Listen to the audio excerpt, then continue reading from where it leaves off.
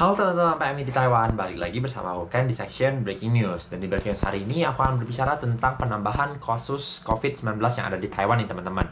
Jadi langsung aja aku kasih tahu di next clip.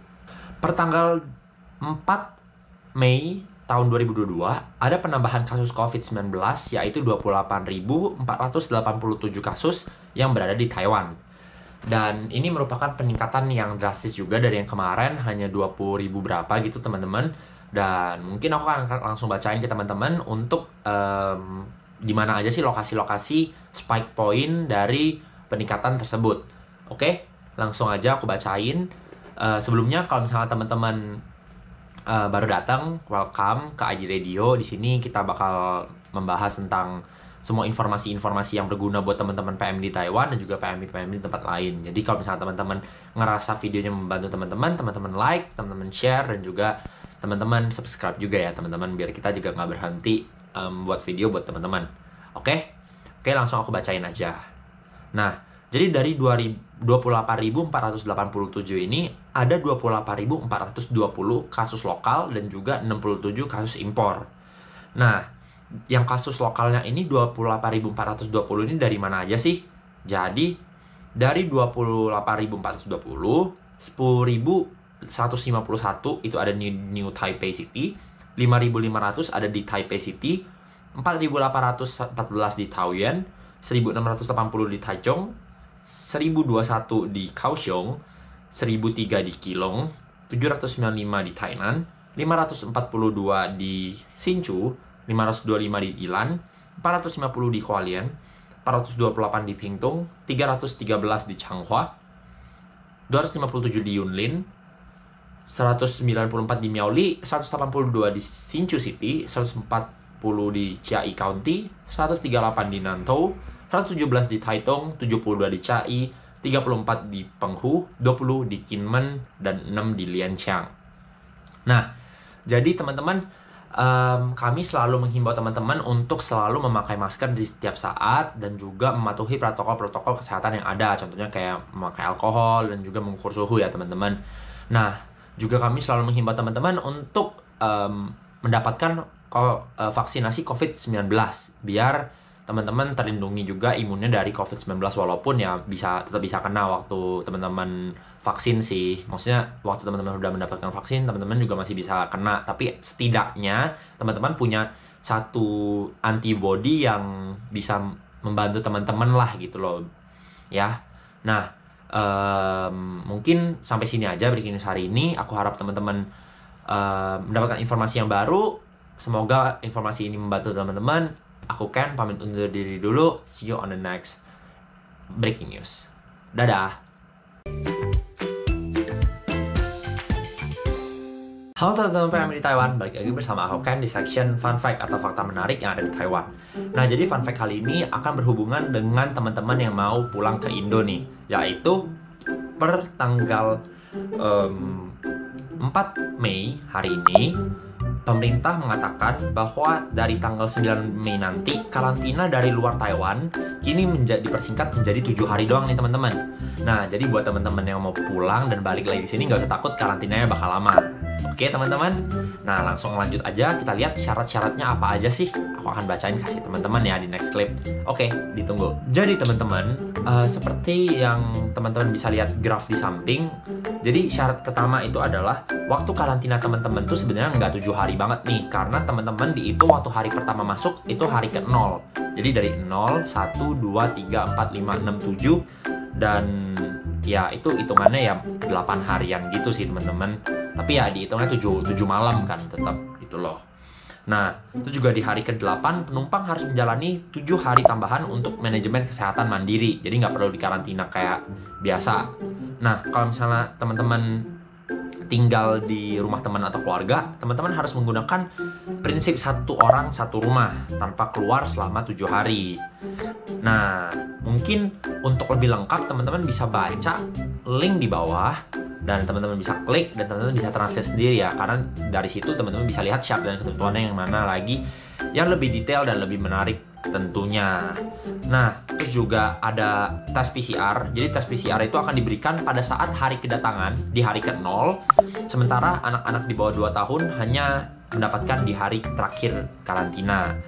Nah, terus juga alat tes antigen akan disediakan pada saat teman-teman datang ke Taiwan dan nyampe di Taiwan, harus digunakan pada saat hari ke-8 setelah kedatangan.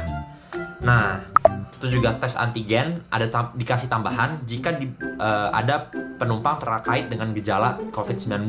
Jadi teman-teman kalau misalnya merasakan sesuatu, teman-teman harus ngomong nih ke tempat karantinanya bahwa teman-teman perlu lihat tes yang baru nih, tes antigen yang baru, mau lihat gitu, nggak apa-apa, mereka sediain. Nah, terus juga kalau misalnya nggak bisa tes secara mandiri, petugasnya bakal bantuin teman-teman untuk tes antigen.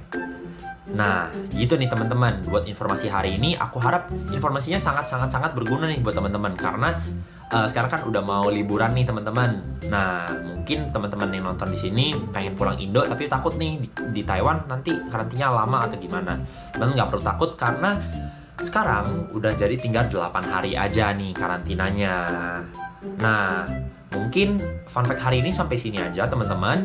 Teman-teman kalau suka teman-teman like. Kalau misalnya teman-teman lebih suka lagi, boleh bantuin kita share ke teman-teman yang lain, biar teman-teman yang lain juga mendapatkan informasi menarik seperti ini. Teman-teman juga jangan lupa subscribe ID Radio biar kita juga semakin semangat untuk buat video kasih teman-teman. Oke teman-teman? Oke, mungkin fakta menariknya hari ini sampai sini aja. Aku kan pamit undur diri dulu. See you on the next fun fact. Dadah!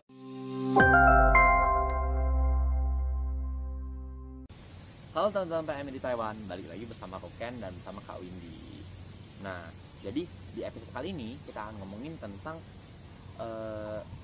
teman-teman bisa loh membuat atau mengurus visa profesional teman-teman sendiri nanti. Nah, mungkin aku tanya dulu, sebenarnya visa profesional itu untuk apa dan apa sih Kak sebenarnya visa profesional itu? Oke, jadi visa profesional itu beda ya. Kalau visa profesional itu kalau orang sini biasanya bilang filing. Nah, kalau yang semacam kayak tenaga TKI yang di manufaktur ataupun di perumahan atau panti jompo itu masih dibilang lanling atau kerah biru. Nah, disinilah kenapa sih yang harus dinamakan tenaga profesional? Nah, di sini kalian karena profesional berarti kalian sudah mempunyai keahlian tertentu, semacam misalnya kalian kerja di pabrik nih, tapi kalian ada bagian tertentu semacam kayak isu, semacam kayak keahlian tertentu gitu kan, semacam kalau di pabrik itu kan banyak tempatnya. Nah, disitulah kalian punya keahlian dari bidang tertentu. Nah, itu bisa diakui, mungkin dari si majikan sendiri, dari bos kamu sendiri mengakui keahlian kamu, dan si pemerintahan juga mengakui keahlian kamu. Nah, di sini kalian bisa menguruslah visa yang namanya visa profesional. Nah, di sini kalian bisa mendapatkan sertifikat itu karena kalian memang sudah punya keahlian itu. Untuk mendapatkan sertifikat itu kan penting, dapat dengan mudah. Kalian bisa ngomong langsung aja ke bos kamu sendiri, bos saya pengen keahlian ini dong, sertifikat gimana. Nanti otomatis si bos juga akan membantu ngurusnya. Terus dari pemerintahan itu memang ada dari kayak semacam lotompu itu ada dari untuk mendapatkan.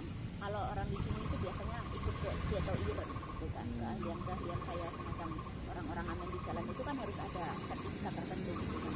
Nah, disitulah teman-teman yang mungkin dari tenaga dari landing ke piling itu semuanya memang bisa mengurus, tapi dengan keahlian tertentu. Misalnya mungkin kamu di rumah sakit. Nah, di rumah sakit itu kan misalnya bagian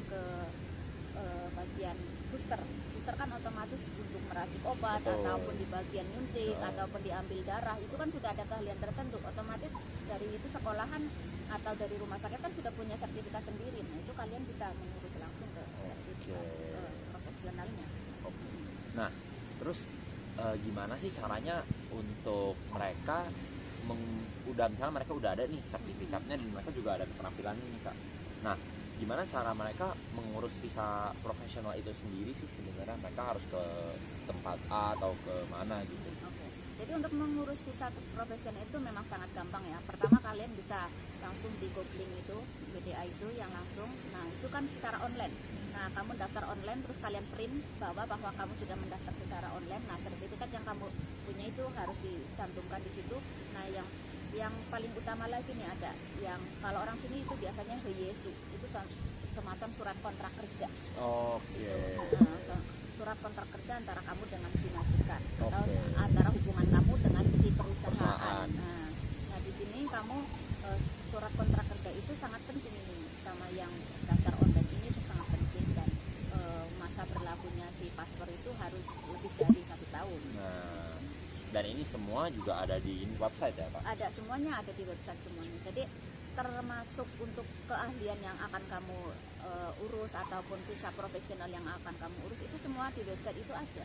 Jadi mungkin kamu nanti mau bikin profesional, kamu mau buka perusahaan sendiri nih. Nah, otomatis kan kamu sudah punya rencana perusahaan yang akan kamu bikin itu dalam bidang apa. Nah, disitulah kamu nanti untuk yang mendaftar pertama itu memang kamu harus ada semacam perusahaan yang akan kamu bikin itu mau bekerja sama dengan perusahaan A.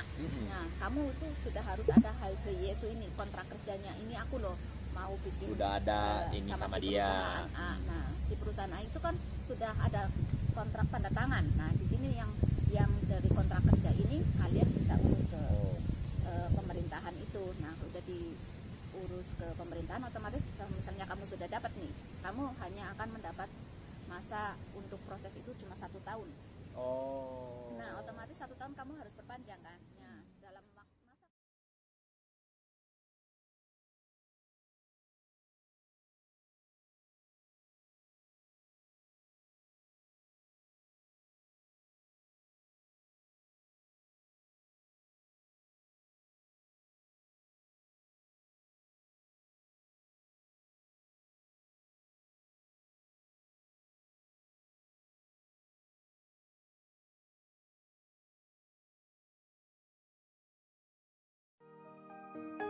Kamu sudah makan belum? 你吃饭了吗？吃饭，吃饭了吗？你吃饭了吗？ Kamu sudah makan belum? 我还没吃饭。 Saya belum makan. 你吃饭了吗？ Kamu sudah makan belum? 我吃饭了。 Saya sudah makan. 你吃早餐了吗？早餐，吃早餐了吗？你吃早餐了吗？ 我还没吃早餐。 你吃早餐了吗？ Kamu sudah makan pagi belum? 我吃早餐了。 Saya sudah makan pagi.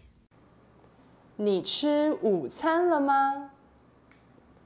午餐，吃午餐，吃午餐了吗？你吃午餐了吗？ Kamu sudah makan siang belum? 我还没吃午餐。 Saya belum makan siang. 你吃午餐了吗？ Kamu sudah makan siang belum? 我吃午餐了。 Saya sudah makan siang. 你吃晚餐了吗？吃晚餐，吃晚餐了吗？你吃晚餐了吗？ Kamu sudah makan malam belum? 我吃晚餐了。 Saya sudah makan malam. 你吃晚餐了吗？ Kamu sudah makan malam belum? 我还没吃晚餐。 Saya belum makan malam.